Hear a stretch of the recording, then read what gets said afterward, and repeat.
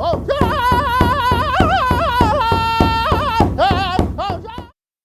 mataku yapi. Chante washte na pe chiusapi. Lakota ia wakiwana tana machiab. Wachichu ia Matt Remle machiab. Ina Donna Harrison echiab. Ate Charles Remle echiab. Onchi Dorothy White and Dorothy Remle awichakiab. Lala Colonel Harrison and Herbert Remle awichakiab. Yushkian wahi na dayan wachian kapi. Well, hello everybody. My English name is Matt Remle and I'm the program manager for the Indian Education Department here in the Marysville School District, as well as Native Liaison up at Marysville Pilchuck High School. And I'm coming to you today with good feelings in my heart to talk to you and share a little bit about my Lakota culture. And firstly, what's called protocol in Lakota culture is your introducing yourself, telling everybody who you are, who your family is, who your parents are, who your grandparents are. So I was sharing that with all of you in my language, telling you my English name as well as my Lakota name, which is Wakia Wa'anatan. And I also share with you who my parents are and who my grandparents are. And that in our culture, we're very relationship, kinship based. And so this is letting all the folks out there know who I am, who my family is, and where I come from. And it's also identifying what we call our roles and responsibilities as it relates to our culture. So in Lakota culture, one of our main teachings is concepts. We say mitakue oyasin. And what mitakue oyasin translates to is all my relations, or we're all related.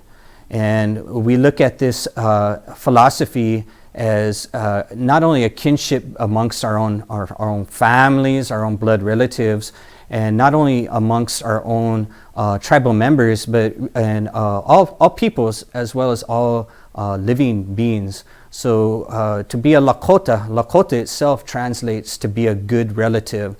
So to be a good relative under the understanding that we're related and connected to everything. And part of that is sharing who we are and who we come from. Also in our Lakota ways, we like to talk about what's called roles and responsibilities. So when I share my Lakota name with you, Wakia Wa'anatan, that is a family name that was passed down to me a number of years ago. And it's a name of one of my great-great-grandfathers all the way back to the 1700s, who had a certain responsibility to the tribe, to fulfill to the tribe. And my family wanted to pass that name on to me. And what came with that is responsibilities that I am now responsible for, to carry out, to benefit not only my family, but the rest of our tribe into our other relations.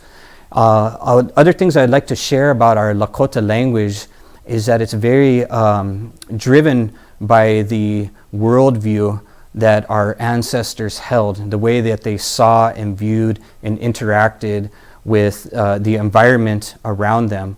So I'm just going to share a few words with you and how they translate kind of on a deeper root level.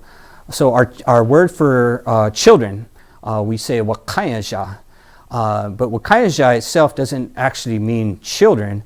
What wakayaja means is it's two words put together, waka and ija, and it would be kind of roughly translated to as a sacred being.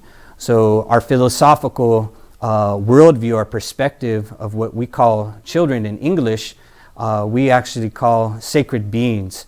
And that understanding of children as sacred beings leads us to treating them in a certain way, a respectful way, an honorable way, to really loving and embracing all Wakayaja, and not just our kind of biologically owned, but all of our all Wakayaja, because that's how precious they are. We understand that they are going to be the next generation. One of the other words I'd like to share with you is the word that we use for water, and that's mini. And mini, again, kind of like wakayanja, has a deeper root meaning. It doesn't actually translate to water, but mini is two words also put together. The ni part of mini, ni, that actually means life. And when you put an m in front of things, that is to give reference to oneself. So when I say mini, I'm talking about it's giving me life. So our word for water literally translates to it gives me life. And with that understanding that mini is a substance that all of us need to live, leads us to treating it also in a very respectful and honorable way.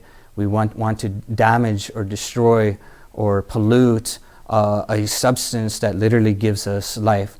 So those are just a few words in our Lakota language that I want to share with everybody, and how they really drive our everyday interactions, how we try to engage in the world.